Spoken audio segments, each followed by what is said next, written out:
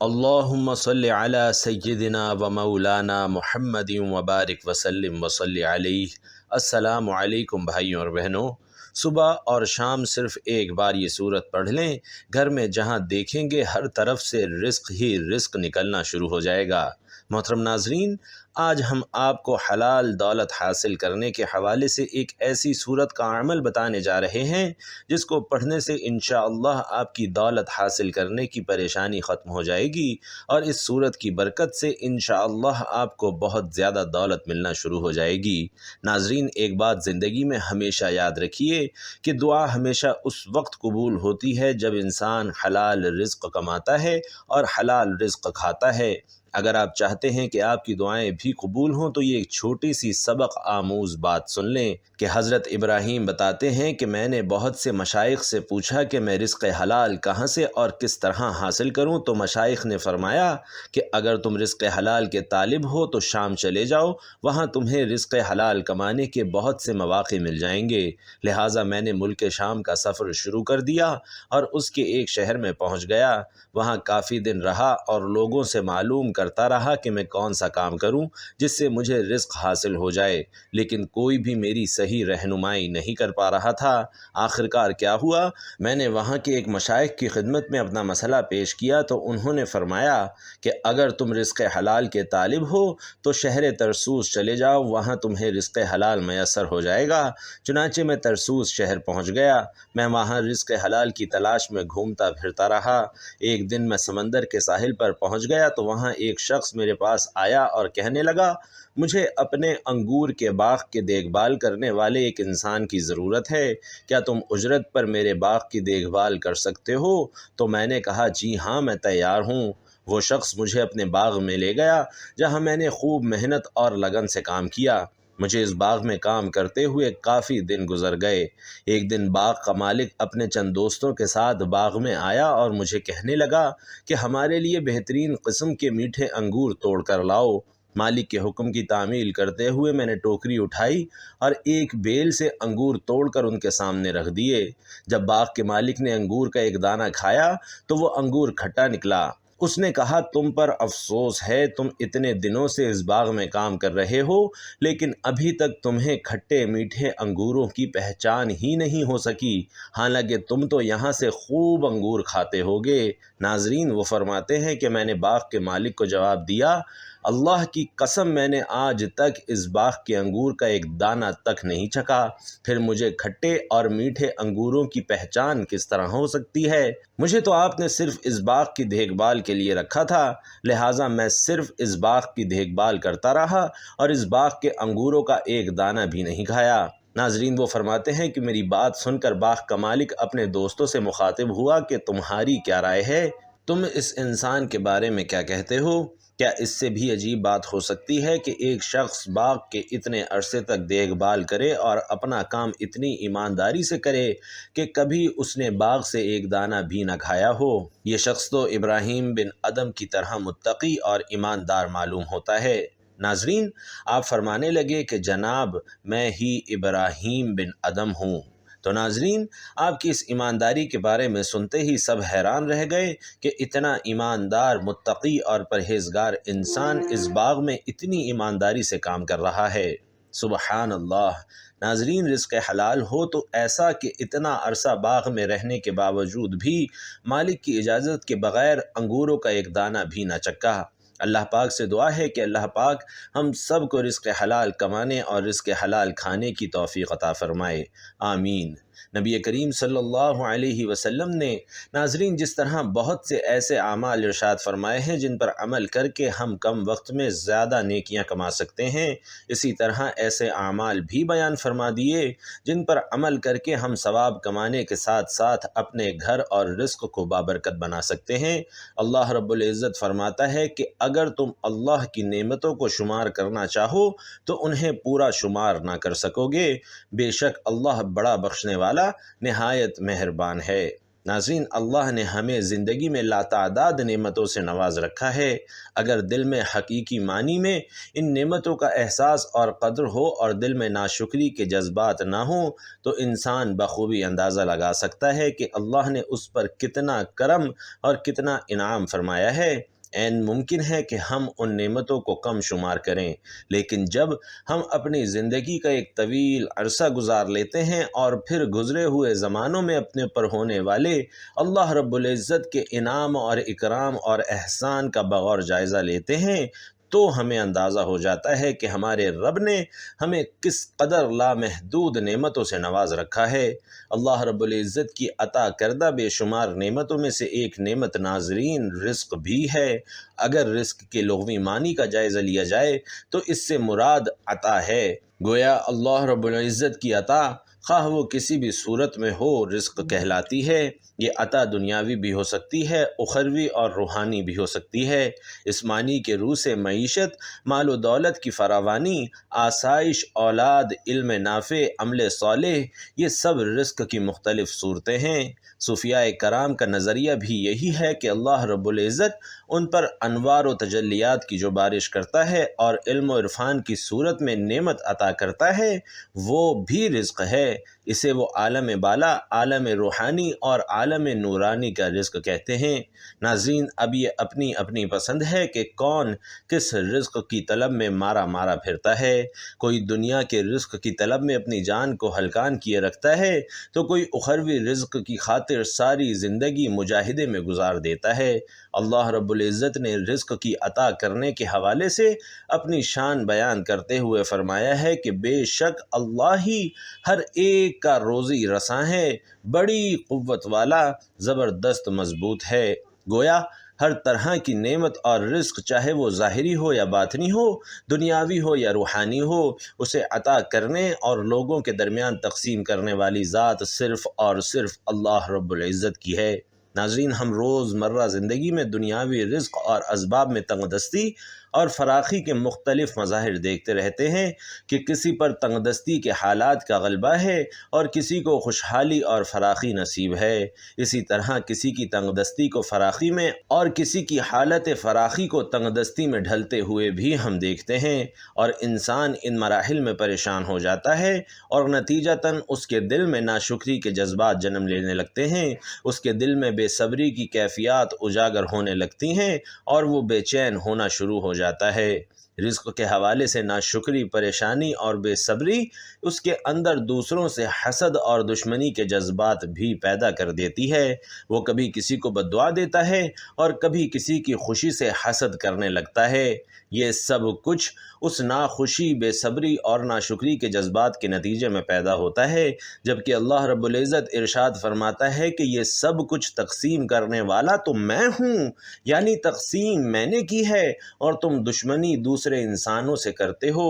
اس تقسیم کا معیار تو میں نے مقرر کیا ہے، تو پھر کسی دوسرے سے تم کیوں حسد کرتے ہو؟ دوسرے کے لیے اپنا دل تنگ کرنے کے بجائے اپنے دل کو کشادہ رکھو۔ دوسروں کو بھی میں نے عطا کیا ہے، تمہیں بھی میں عطا کروں گا، مگر اپنے اندر وہ عادات اور اخلاق تو پیدا کرو جن عادات کے صلے میں دوسروں کو میں نے عطا کیا ہے۔ بھائیوں اور بہنوں، یہ وہ اہم نقطہ ہے جس پر ہم توجہ نہیں دیتے۔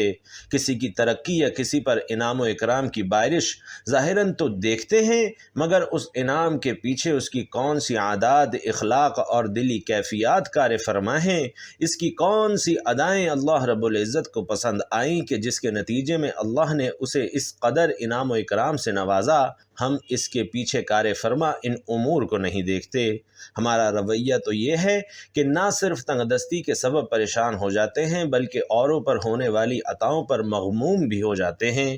اللہ رب العزت کی بارگاہ سے رزق اور دنیاوی اور اخروی نعمتوں کے حصول کے ناظرین کچھ اصول و ضوابط بھی ہیں۔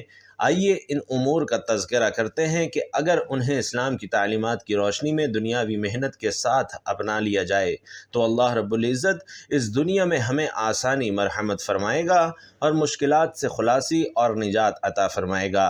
ناظرین، ان میں سے کئی امور ایسے ہیں جن کی طرف ہم توجہ نہیں دیتے، بلکہ انہیں اتنا چھوٹا سمجھ لیتے ہیں کہ انہیں نظر انداز کر دیتے ہیں۔ قرآن مجید اور احادیث میں ایسے امور اور اعمال کا تذکرہ آیا ہے کہ انسان پر دنیاوی محنت کے ساتھ ساتھ روحانی محنت بھی لازم ہے۔ اگر جسمانی اعمال کے ساتھ روحانی احوال بھی سنوار لیں گے تو اللہ رب العزت ہمیں دنیا میں فراخی اور آسانی عطا فرمائے گا۔ اللہ رب العزت کی بارگاہ سے دنیاوی اور اخروی نعمتوں کے حصول کا پہلا اصول ناظرین شکرانہ نعمت ہے۔ اللہ رب العزت نے فرمایا، اگر تم شکر ادا کرو گے تو میں تم پر نعمتوں میں ضرور اضافہ کروں گا، یعنی اگر تم نے نعمتوں کا شکر ادا کیا اور انہیں صحیح مصرف پر خرچ کیا تو میں تمہیں اور زیادہ نعمتیں عطا کروں گا۔ اللہ رب العزت نے ایک قانون عطا کر دیا کہ دوسروں پر نعمتوں کی بہار دیکھ کر زیادہ پریشان نہ ہوا کرو اور ان کو دیکھ کر دل تنگ نہ کیا کرو، بلکہ نعمتوں کے پیچھے چھپے اس راز پر غور کیا کرو اور میری رضا اور خوشنودی کو طلب کیا کرو تاکہ میں تم پر بھی انعام و اکرام کی بارش کر سکوں۔ ناظرین، حصول رزق کے لیے انسان کا قناعت کرنا اور قلبی اطمینان رکھنا بھی از حد ضروری ہے۔ احادیث مبارکہ میں ہے کہ جب بچہ ابھی ماں کے پیٹ میں ہی ہوتا ہے تو اللہ اس بچے کے حوالے سے ایک فرشتوں کو 4 باتوں، یعنی اس کے عمل، اس کے رزق، اس کی مدت زندگی اور اس کے نیک اور بد اعمال لکھنے کا حکم دے دیتا ہے۔ ناظرین، توجہ طلب بات یہ ہے کہ ان 4 امور میں اس کا رزق بھی شامل ہے۔ اللہ رب العزت نے کیا کچھ، کتنا، کب اور کیسے دینا ہے، یہ سب کچھ جب وہ ذات لکھ دیتی ہے تو پھر دنیا میں جھگڑے کی کوئی وجہ نہیں رہتی کہ فلاں شخص نے میرا نقصان کر دیا، یا فلاں شخص نے میرے لیے سازش کی، یا فلاں شخص نے میرے مال کو نقصان پہنچایا۔ جو کچھ بچنا ہے وہ بھی نصیب سے بچنا ہے، اور جو کچھ ضائع ہونا ہے وہ بھی نصیب سے ضائع ہونا ہے۔ لہٰذا اس پر اللہ رب العزت کے حضور اپنے دل میں اطمینان رکھا کریں، لیکن تدبیر بھی لازمی کیا کریں، کیونکہ وہ حکم شرعی ہے۔ لیکن تدبیر کے نتیجے میں پھر جو کچھ بھی رونما ہو جائے اس پر اپنے دل کو راضی کرنا ہے۔ جب ہم اپنے دل میں اطمینان پیدا کر لیں گے تو اللہ رب العزت بھی ہم سے راضی ہو جائے گا۔ رزق کی تقسیم یقیناً اللہ رب العزت فرماتا ہے کہ کس کو کم اور کس کو زیادہ دینا ہے۔ اگر کسی کو اللہ رب العزت زیادہ دے دے اور اس کے دل میں خیال آئے کہ شاید مجھ پر اللہ کا کرم زیادہ ہے، تو اس حوالے سے بھی ناظرین یہ بات ذہن میں رکھیے کہ اللہ رب العزت کبھی کسی کو دے کر آزماتا ہے اور کبھی کسی کو نہ دے کر آزماتا ہے۔ انسان خیال کرتا ہے کہ مجھے کم کیوں دیا ہے؟ کم اس لیے دیا ہے کہ عین ممکن تھا کہ ہم مال و دولت کی فراوانی میں یوں گم ہو جاتے کہ کسی مرحلے پر اپنے ایمان سے بھی ہاتھ دھو بیٹھتے۔ ہم اس مال و دولت کی فراوانی کو سنبھال ہی نہ پاتے اور لوگوں کے ساتھ زیادتی اور ظلم کا ارتکاب کر بیٹھتے۔ ہم نہیں جانتے کہ اللہ رب العزت کا امر کیا تھا، بس اس نے اس بڑی تکلیف اور آزمائش سے بچانے کے لیے چھوٹی تکلیف دے کر اپنے بندوں کو محفوظ فرما لیا۔ اللہ رب العزت فرماتے ہیں کہ کیا وہ لوگ یہ گمان کرتے ہیں کہ ہم جو دنیا میں مال و دولت کے ذریعے ان کی مدد کر رہے ہیں، یعنی وہ اس بات کو نہیں سمجھتے کہ اللہ پاک نے یہ معاملہ کیوں فرمایا ہے۔